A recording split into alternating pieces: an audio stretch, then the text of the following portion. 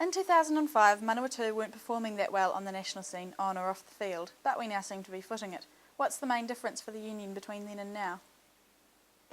Well, I think there's a big difference between the players themselves understand what professional footy is about. So that's the on the field type process, and it's not just going for a run and getting fit and everything else. It's a mental thing. It's understanding what the intensity of rugby at that level, and understanding what the role is from a player's perspective and performing at that high level. Off the field is probably the greatest degree of change, in that we've had to completely restructure the union. So we now have a constitution that reflects a far greater business perspective. We have a number of internal structures that we've modernised to make sure that we have the ability to operate as a business, but we also take comfort in the fact that our community rugby must be as big as our professional rugby, because if we don't have the next tier coming through, then the game won't go forward anyway. So we've made a whole lot of changes, and all of those changes have worked fairly well, as could be seen at the front window when the team run on the field. There has been a lot in the national media about unions suffering huge losses. How does this affect the Manawatu? Well, it's not a good image to see those reports, but our union's managing to maintain its presence, and we did make a small surplus. It's a difficult business because every time you do have spare money or funds, it's pretty well taken up in trying to improve so that you can compete at that highest level. Basically, you can put as much money as you want in, and you'll spend it trying to compete with the competitive nature that is the New Zealand Cup. However, what we've done was we've cut our cloth, and we've made sure that all of our spending is capped and matches up with the revenue that's been coming in. So we've managed to get where we've needed to go, and we aren't in quite as dire a position as some of the other unions are reporting. There is a review underway of our competitions, and while it won't be finalised until September, what does the Manawatu Union believe the New Zealand Cup should look like from 2009? Well, the review is going on now, so it's going to take some months, and the final position will be reported in September. What's basically happening now is everyone's coming up with their ideas on what should happen going forward, and you can imagine that every single aspect of that is sort of links into the other. So there's no point in. Someone said to me the other day, it's a very simple thing, isn't it? You just fix the New Zealand Cup. It's not at all, because the New Zealand Cup crosses over into Super 14, crosses over into the All Blacks, and so you've got to make sure that the final vehicle that comes out is something that satisfies both the provincial needs, the player needs, and our international requirements, if you like. And also make sure that we have a development, that Model T forward type production line, where the players are all coming out the other end. So from Manawatu's perspective, we want to make sure that, first of all, we maintain our presence in that competition. We believe the salary cap is too high, and that should come down significantly. It could be halved easily, and it wouldn't impact on our union especially.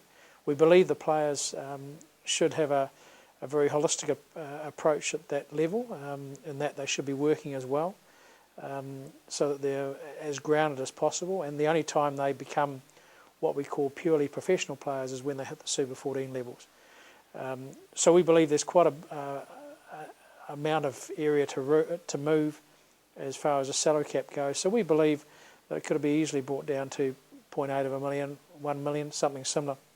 As far as the Super 14 goes, we don't want to see a longer competition. We want to see a shorter competition, but perhaps with more teams and more than one section, going into a really sexy NRL type final series that really captures the audience in a short, sharp, eight round robin games, and then a top 8 type final amongst 16 teams or 18 teams, whatever is a good number. And then we simply go for Super 14. They have the international window. The All Blacks ultimately won't be playing in the New Zealand Cup level. Everyone plays at 2 levels, but there's far more money associated with Super 14 and All Black level, and far less money associated with the New Zealand Cup, which is a development competition. Our big concern with some of the amateur calls is that you can't possibly have players go from a purely amateur perspective into a purely professional perspective, because there's no understanding of the requirements, the difference, the training that's required, because basically all you can do under those circumstances is train 5 to 7 at night or first thing in the morning, and you don't get the same intensity that you get in the professional rugby. We believe it's semi-professional, so they are paid an amount for the time that they're off playing. Then they'll have the ability to take time off work when required, but won't not work. They will still have to maintain an occupation. They won't stand alone in playing the game. So there's a whole lot of things around that. We also believe that there's a lot more accountability should be had for the money and the grants that are given to unions by the New Zealand Rugby Union, and something along the lines of Spark, where they invest in a 4-year plan, and basically if you achieve all your goals, well, the next 4-year plan is worked on as well. At the moment, it's more or less an annual funding perspective, and it's focused pretty well purely on numbers. If you have the numbers, then you get the funding, and we believe there should be far more to that. There should be far more accountability behind that, because it is membership funds, and it's important that we start replicating what is good. Those that have got good ideas and good systems and good structures should be copied and replicated across.